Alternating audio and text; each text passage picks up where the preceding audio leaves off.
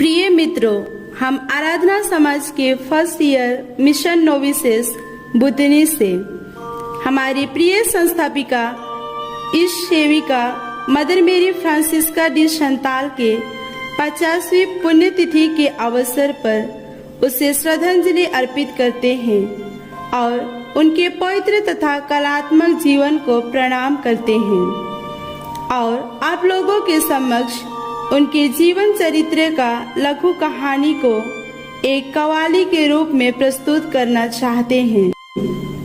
तो आइए उत्साहपूर्ण मन से इस कार्यक्रम की ओर प्रस्थान करें।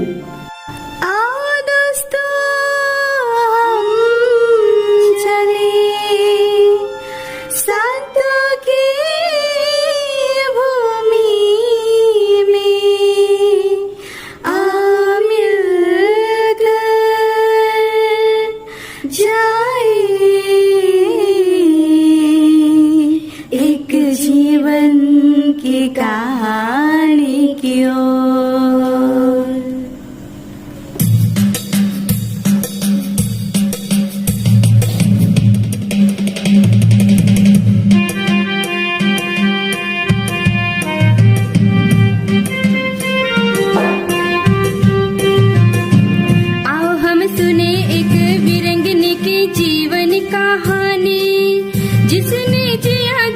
संतों की भांति में, जीवन संतों की भांति में।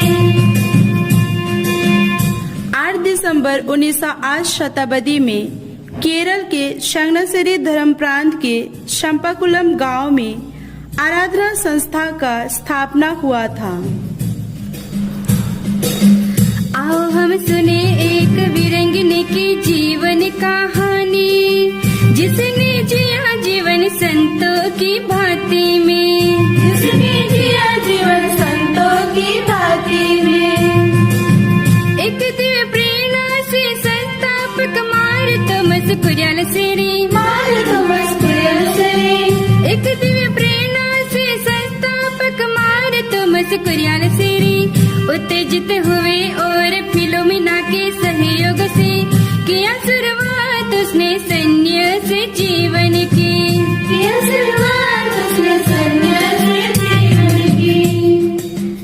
ये फिलोमिना है कौन? चलो सुनिए।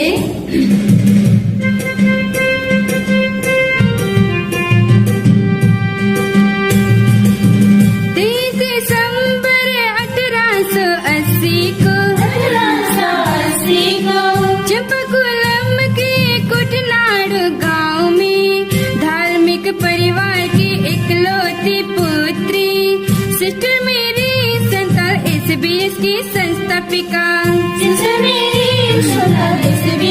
संस्थापिका, आओ हम सुने एक वीरांगना की जीवन कहानी, जिसने जिया जीवन संतों की भांति में, जिसने जिया जीवन संतों की भांति में। 4 भाइयों के एकमात्र छोटी बहन परिवार के आंखों की तारा थी। परिवार के अत्यंत प्रेम के बीच ईश्वरीय प्रेम में बढ़ी थी।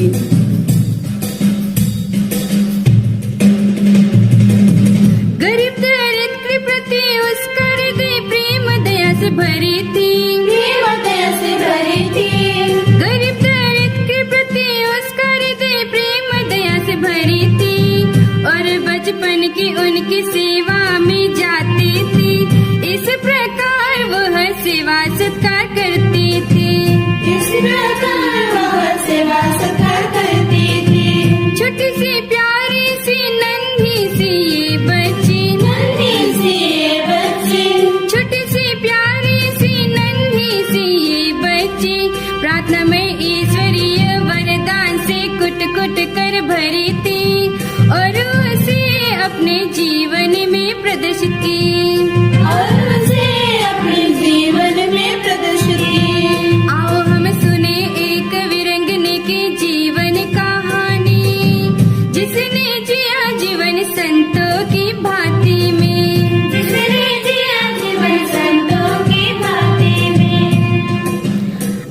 समय थी उनकी शादी की, पर था मन में उनकी इच्छा ईश्वरीय सेवा में जीवन बिताने की। परंतु हुआ शादी उनके प्रियजनों के जबरदस्ती से। बच्चों के जन्म के बाद और पति के निधन के साथ, और पति के निधन के साथ, बच्चों के जन्म के बाद और पति के निधन के साथ हुआ समाप्त उनके पारिवारिक जीवन की। परंतु मिला बुलावा ईश्वरीय जीवन की, परंतु मिला बुलावा ईश्वरीय जीवन की। अब उनके जीवन में होगा क्या?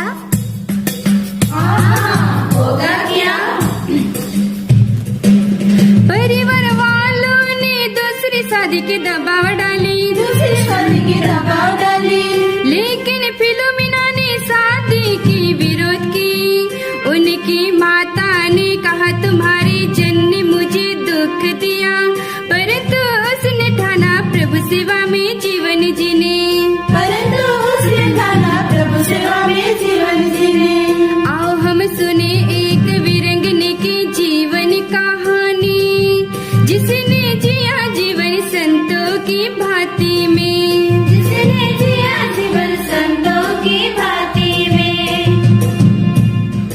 एक दिन हुआ मुलाकात दो संतों की, यहाँ हुआ साकार उनके पवित्र स्वप्न की, और हुई शुरुआत प्रभु में नई जीवन की।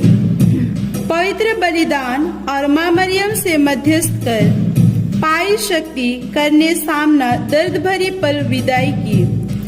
कहा अलविदा अपने जिगर के टुकड़े को, और चल पड़ी राह ईश्वरीय कदमों में। आओ हम सुने एक वीरंगने की जीवन कहानी, जिसने जिया जीवन संतों की भांति में, जिसने जिया जीवन संतों की भांति में।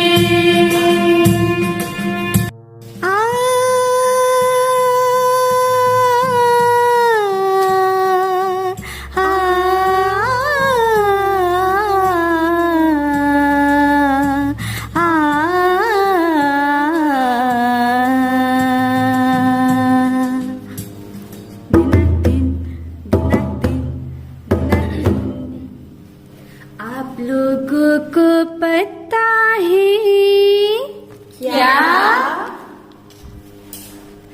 जब वह 22 साल की थी, ईश्वर की सेविका मदर चंदाल आराधना समाज की संस्थापिका थी। तो क्या हुआ? मदर चंदाल को धर्म बहन बनने की इच्छा थी और एक धर्म सेविका बनने के लिए शिक्षा की अत्यंत जरूरत होती है। इसलिए उन्होंने विद्यालय में पहली कक्षा में दाखिल लिया। मदर संताली, मदर संताली एक साल में 4 साल का पढ़ाई एक साथ की।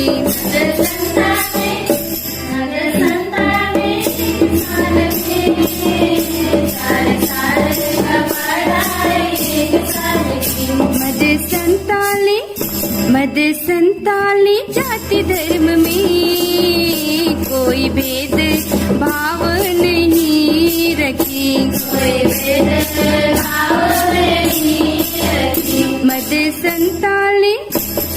संताली सबके साथ एक जैसा व्यवहार उसने की।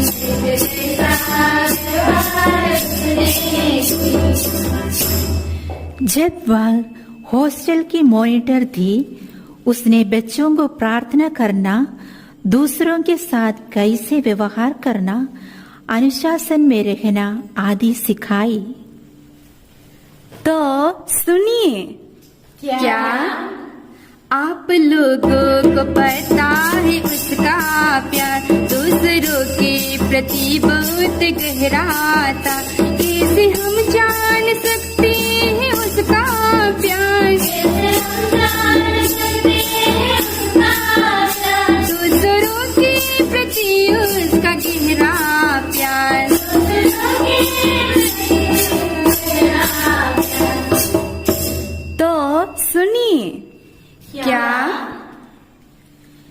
जब उन्होंने वार्षिक परीक्षा लिख रही थी तब एक छात्रा को चक्कर आई और वह गिर पड़ी। तो मदर शंताल अपना पेपर छोड़कर सेवा शुश्रूषा करने गई और वह फेल हो गई। फेल हो गई? हाँ, लेकिन उदास नहीं हुई। उदास नहीं हुई? बहुत ही खुश थी। बहुत ही खुश थी और ईश्वर को धन्यवाद भी दी। धन्यवाद भी दी। 1911 में मदर संताल ने धर्म सेवा व्रत धारण किया और मदर संताल प्रभु यीशु की सामान अपना जीवन व्यतीत किया और धर्म सेवा में मद संताल ने गरीब लोगों की सहायता की। मद संताल ने त्याग तपस्या की, दुख कष्ट में प्रभु के साथ रही और यीशु में लीन होती हुई अपना जीवन यीशु के साथ जिया।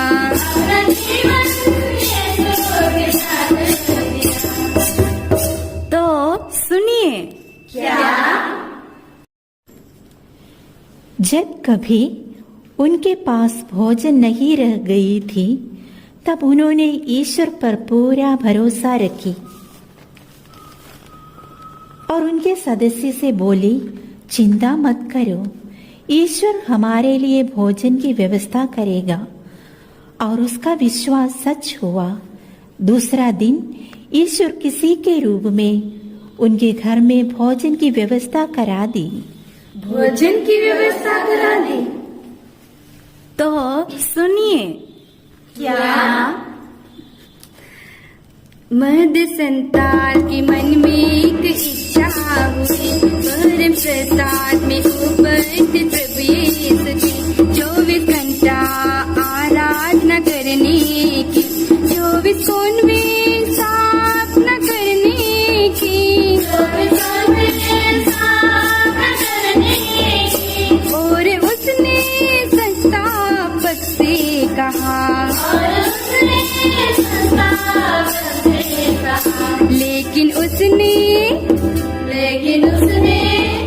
लेकिन उसने कहा हमारे पास पैसा ही नहीं है।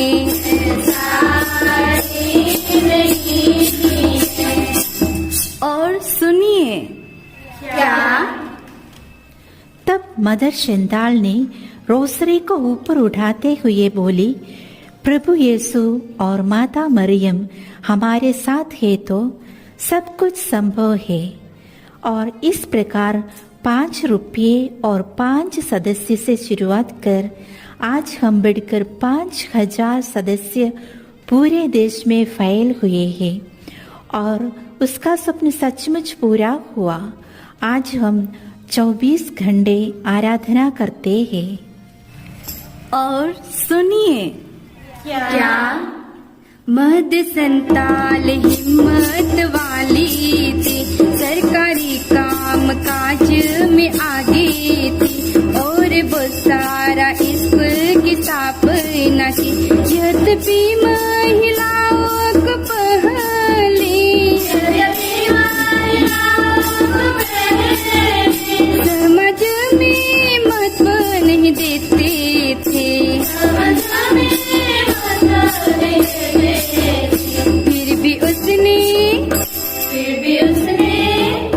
फिर भी उसने दूसरों की भलाई के लिए सरकार से लड़ी।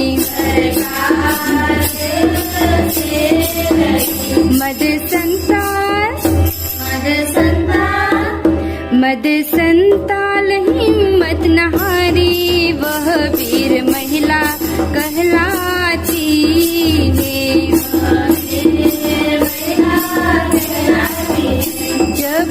दुख कष्ट सहती थी, प्रभु यीशु के पास जाती थी। और मंजूषा को गले लगाकर, और प्रभु से सांत्वना पाती थी।